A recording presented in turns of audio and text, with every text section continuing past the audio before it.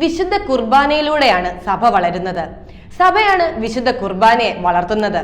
അങ്ങനെയാണ് സഭാപിതാക്കന്മാർ പറഞ്ഞിട്ടുള്ളത്. നിങ്ങൾ മെത്രാന്മാർക്ക് സീറോ മലബാർ സിനഡിന് എന്തേ ഇത് മനസ്സിലാകാതെ പോകുന്നു?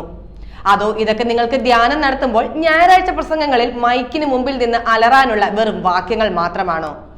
ഒരു സഭയുടെ ഔദ്യോഗികമായ വിശുദ്ധ കുർബാനയ്ക്ക് വർഷങ്ങളായി എറണാകുളം അങ്കമാലി അതിരൂപതയിലെ കുറച്ച് ജഡികത ബാധിച്ച പുരോഹിതർ തടസ്സം നിന്നിട്ട് അവർക്കെതിരെ ചെറുവിരൽ പോലും ഇപ്പോഴും അനക്കാതെ ഇരിക്കുന്ന സഭാ നേതൃത്വത്തെ ഓർത്ത് തല കുനിച്ച് മറ്റുള്ളവരുടെ മുമ്പിൽ ലജ്ജിച്ചു നിൽക്കുവാൻ മാത്രമേ വിശ്വാസികൾക്ക് സാധിക്കൂ.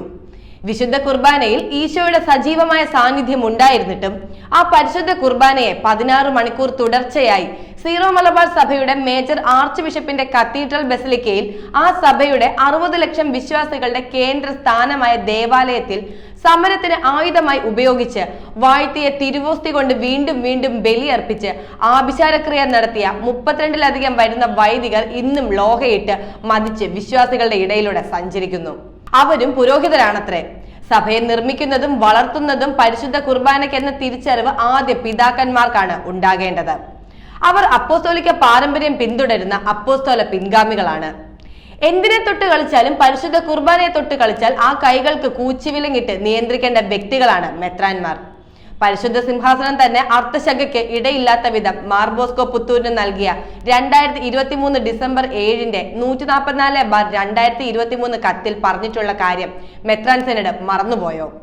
2023 ഡിസംബർ 23, 24 തീയതികളിൽ മേജർ ആർച്ച് ബിഷപ്പിന്റെ കത്തീഡ്രൽ ബസിലിക്കയിൽ 16 മണിക്കൂർ തുടർച്ചയായി നടന്ന ആഭിചാര കുർബാന അർപ്പണം പരിശുദ്ധ കുർബാനയെ നിന്ദിക്കലും അപമാനിക്കലുമായിരുന്നു.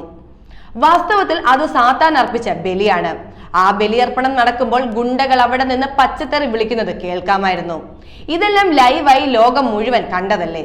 16 മണിക്കൂർ തുടർച്ചയായി നടന്ന ആഭിചാരക്രിയയ്ക്ക് അന്ത്യം കുറിച്ചത് സഭയെ സ്നേഹിക്കുന്ന ഏതാനും പുരുഷന്മാരാണ്.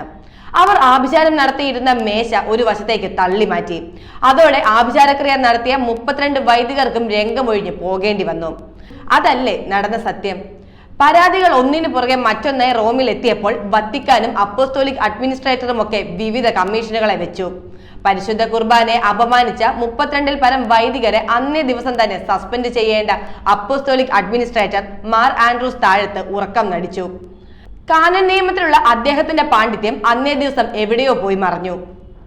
എന്തിനാണ് നിങ്ങളൊക്കെ വിശ്വാസികളുടെ പണം ഉപയോഗിച്ച് റോമിൽ പോയി പഠിച്ച് സഭയ്ക്കെതിരെ തിരിയുന്നവരെ പ്രോത്സാഹിപ്പിക്കുന്ന നിലപാട് സ്വീകരിക്കുന്നത്?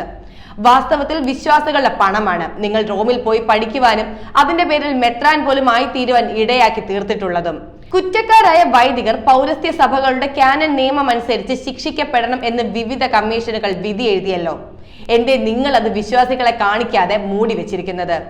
വലിയ പാപമല്ലേ നിങ്ങൾ വിശ്വാസികളോട് ചെയ്യുന്നത്? അതിന്റെ തുടർ നടപടികൾക്കായി അന്നത്തെ അപ്പോസ്തോലിക് അഡ്മിനിസ്ട്രേറ്റർ ആയിരുന്ന മാർ ആൻഡ്രൂസ് താഴത്ത് മെത്രാപ്പൊലീത്തയെ വത്തിക്കാൻ പലതവണ ചുമതലപ്പെടുത്തി. എന്നാൽ അദ്ദേഹത്തിന് നേരിടേണ്ടി വന്ന സിനഡ് പിതാക്കന്മാരുടെ സമ്മർദ്ദത്തെ തുടർന്ന് ആ നടപടികൾ തൽക്കാലം ഉപേക്ഷിക്കേണ്ടതായി വന്നു. എന്നാൽ പരിശുദ്ധ സിംഹാസനം അന്നും ഇന്നും വളരെ കർശനമായി ഇവർക്കെതിരെ നടപടികൾക്ക് നിർദ്ദേശിച്ചിട്ടുണ്ട്. മുൻനിരയിൽ നിൽക്കുന്ന ഏതാനും വൈദികർക്ക് ഉടുപ്പൂരി പുറത്തേക്ക് പോകേണ്ടി വരുമെന്ന് നിങ്ങൾക്ക് അറിവുള്ളതല്ലേ. ഏറ്റവും പുതിയ സിനഡൽ രേഖ പോലും ഇതിനെക്കുറിച്ച് സംസാരിക്കുന്നുണ്ടല്ലോ. പക്ഷെ എല്ലാ നടപടിക്രമങ്ങളും ഇപ്പോഴത്തെ അപ്പോസ്തോലിക് അഡ്മിനിസ്ട്രേറ്ററായ മാർ ബോസ്കോ പുത്തൂരും മേജർ ആർച്ച് ബിഷപ്പ് ആയിരിക്കുന്ന റാഫേൽ തട്ടിൽ മെത്രോപൊലീത്തയും മരവിപ്പിച്ച് നിർത്തിയെന്നാണ് വിശ്വാസികൾ സംശയിക്കുന്നത്. അതുകൊണ്ടാണ് വിശ്വാസികൾക്ക് പറയേണ്ടി വരുന്നത് എല്ലാം ഒരു ഷോയാണെന്ന്.